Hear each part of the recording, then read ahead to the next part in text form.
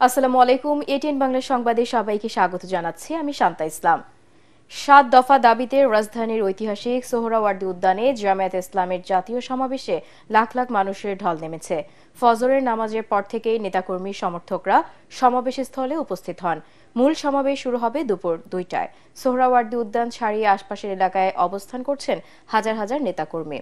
রাজধানী সহ দেশের বিভিন্ন জেলা থেকে বাস, ট্রেন ও লঞ্চে করে আসা নেতাকর্মীরা মিছিল নিয়ে সমাবেশে যোগ দিচ্ছেন। সমাবেশে বিএনপি, এনসিপি, ইসলামিক দলগুলোকেও আমন্ত্রণ জানানো হয়েছে। সমাবেশ মঞ্চে উপস্থিত হয়েছেন দলের আমির ডাক্তার শফিকুর রহমান সহ কেন্দ্রীয় নেতৃবৃন্দ। খায়রুল ইসলামকে সাথে নিয়ে রিপোর্ট করছেন ইয়াসিন রানা।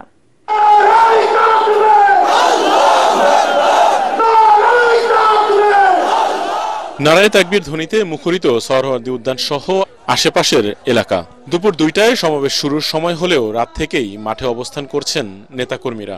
বাংলাদেশে জামাতে ইসলামী গড়বে গড়বে আল্লাহর হুকুমাত। ফজরের পরেই কানায় কানায় পূর্ণ পুরো মাঠ।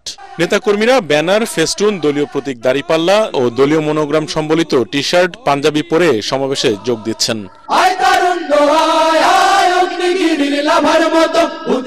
২০ বছর আমার বয়স, ২০ বছরে অনেক খারাপ কিছু দেখেছি।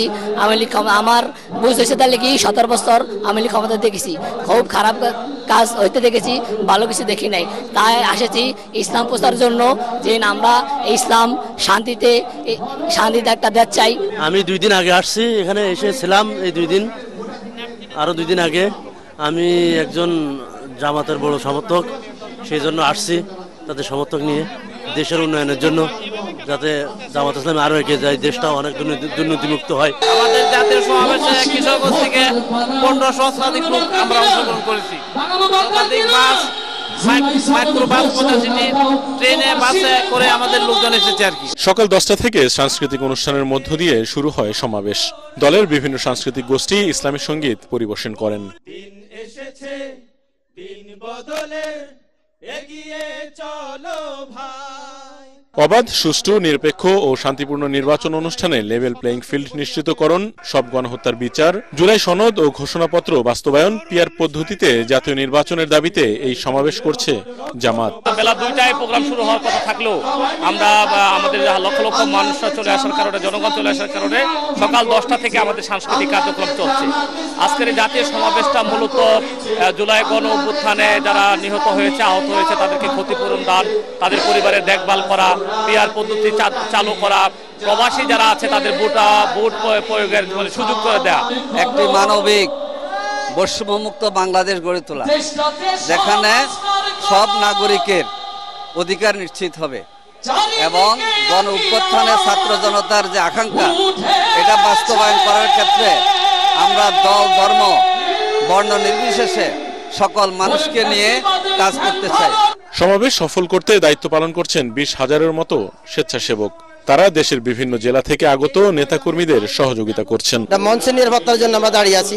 এভাবে প্রতিটা সেক্টরে আমাদের শৃঙ্খলা বিভাগরা আছে, যারা নিরলসভাবে চেষ্টা করে যাচ্ছেন।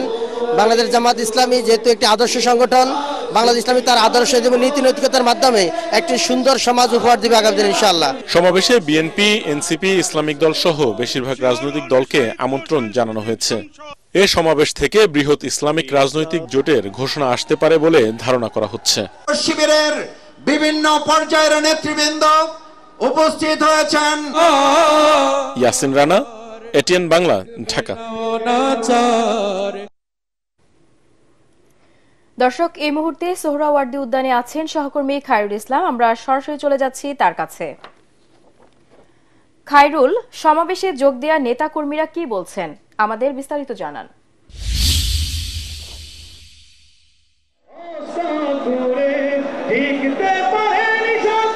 জি, আমি এর আগেও বলেছিলাম যে আসলে গতকাল রাত থেকেই কিন্তু দেশের বিভিন্ন জেলা থেকে মানুষ এই সমাবেশে এসে উপস্থিত হয়েছে। রাত থেকেই কিন্তু সোহরাওয়ার্দীর এই মাঠ কানায় কানায় পূর্ণ হয়ে গেছে। আর মাঠ যখন পূর্ণ হয়ে যায় তখনই কিন্তু আসলে মঞ্চ থেকে ঘোষণা দেওয়া হয়। অন্যান্য সমর্থক যারা আসছেন তাদেরকে বলা হয়েছে যে আসলে যেহেতু মাঠ পরিপূর্ণ হয়ে গেছে, যেখানেই আছে সেখানে থেকেই এই সমাবেশে অংশ নেওয়ার জন্য আহ্বান করা হয়েছে, অনুরোধ করা হয়েছে। তারই কিন্তু ধারাবাহিকতায় টিএসসি মোড়, ঢাকা বিশ্ববিদ্যালয়ের এরিয়া, পাশের রমনা পার্ক, সায়দাবাদ, যাত্রাবাড়ি সব জায়গায় কিন্তু মানুষের উপস্থিতির কথা শোনা গেছে। সবাই কিন্তু আসলে এই সমাবেশকে সফল করার জন্যই কিন্তু নিজের বাসা থেকে বের হয়েছে, গ্রামের বাড়ি থেকে ছুটে এসেছে।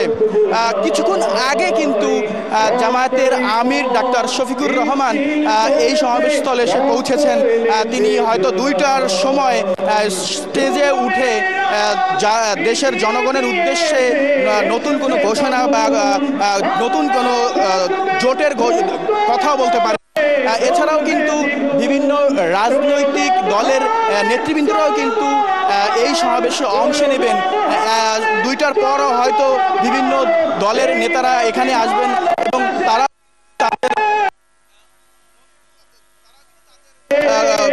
কথা জানাবেন আগামী জাতীয় নির্বাচনী তাদের যে ভাবনা, যে ধারা, সে বিষয় কিন্তু তারা এই সমাবেশের মাধ্যমে তুলে ধরবে।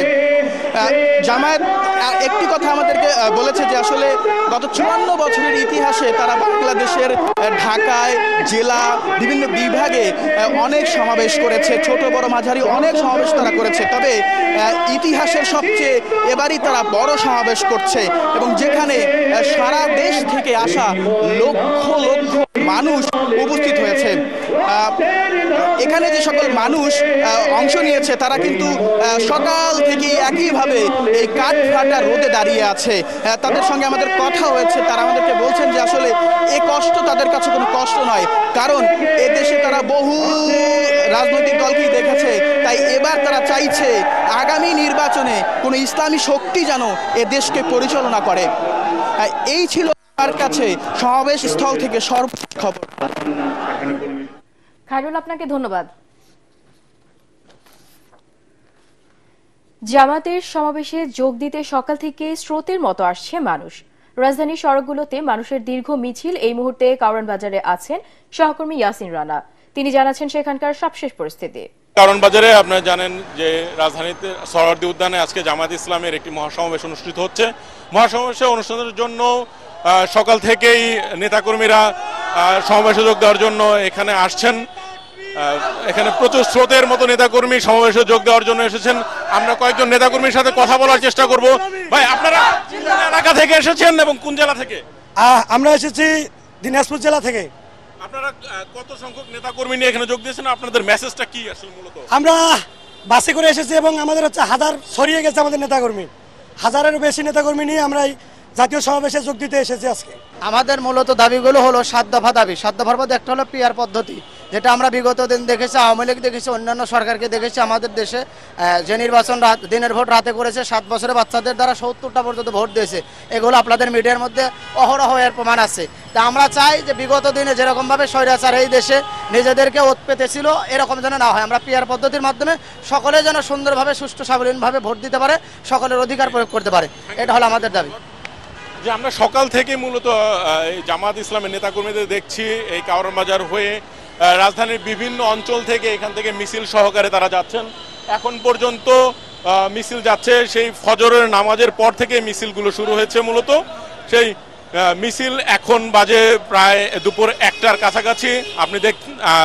আমি দর্শকদের দেখানোর চেষ্টা করব যে এখনো স্রোতের মতো একটির পর একটি মিছিল তারা সমাবেশে যোগ দেওয়ার জন্য এখান দিয়ে যাচ্ছেন। এখানে আমরা দেখতে পাচ্ছি আরেকটি মিছিল এখানে আসছেন, ঢাকার বিভিন্ন অঞ্চল থেকে আসছেন। তাদের মূলত গন্তব্য হলো রাজধানীর সোহরাওয়ার্দী উদ্যান। আমরা সকাল থেকে খোঁজ নিয়েছি, ফজরের পর থেকে সোহরাওয়ার্দী উদ্যান মূলত কানায় কানায় পূর্ণ হয়ে গিয়েছে। এখান থেকে যে মিছিলগুলো যাবে স্বাভাবিকভাবে সোহরাওয়ার্দী উদ্যানের বাহিরেই অবস্থান করতে হবে। আমরা আরেকজনের সাথে কথা বলার চেষ্টা করব। ভাই, একটু জানার চেষ্টা করবো আপনারা কোন এলাকা থেকে এসেছেন? সাভার থেকে আসছি, সাভারি বিজেপি থেকে আসছি। আচ্ছা, আপনাদের কত সংখ্যক নেতাকর্মী আপনারা এখানে যোগ দিচ্ছেন?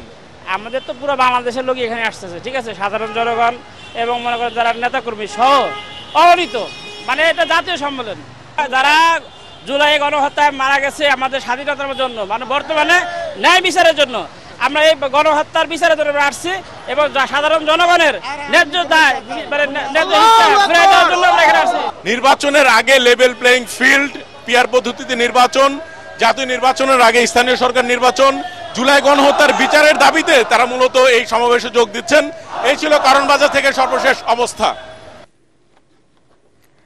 দর্শক, জামায়াত ইসলামের জাতীয় সমাবেশে বক্তব্য রাখছেন দলের নেতৃবৃন্দ। আমরা সরাসরি চলে যাচ্ছি সমাবেশে।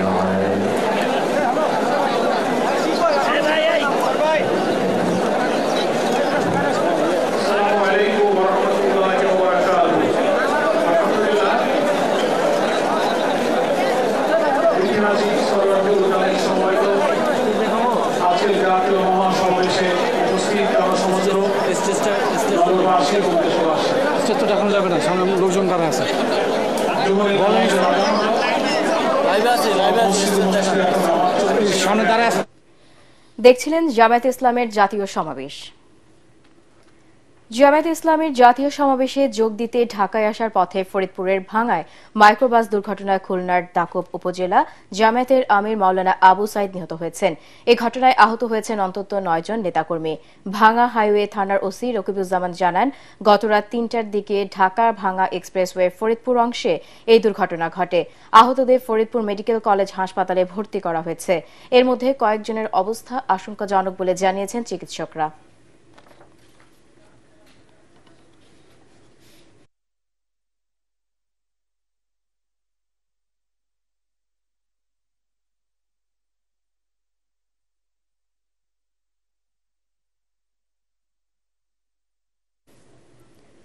দর্শক, পরবর্তী সংবাদ দেখার আমন্ত্রণ জানিয়ে এখনকার মতো শেষ করছি। এটিএন বাংলার সংবাদ ইউটিউবে দেখতে ব্রাউজ করুন youtube/ATN Bangla News। ধন্যবাদ।